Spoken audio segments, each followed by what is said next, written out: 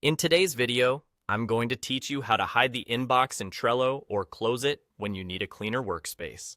If you've been looking at your Trello board and find that the inbox icon is getting in your way, don't worry, it's an easy fix.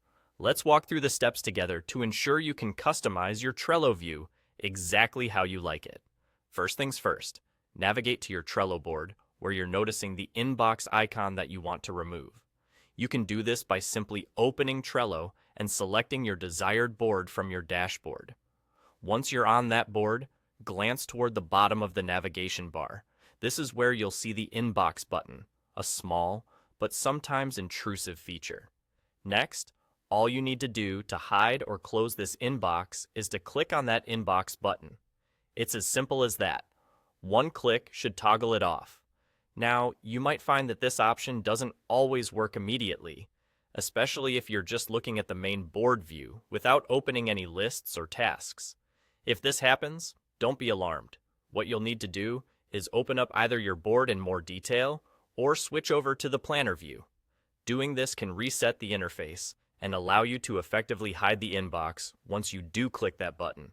For those of you who love shortcuts and quick navigation, Trello offers a handy keyboard shortcut to toggle the inbox on and off.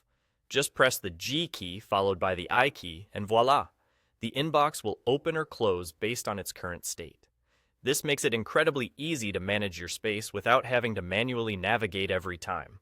So whether you're a fan of using your mouse or you prefer leveraging your keyboard for efficiency, Trello's got you covered with options.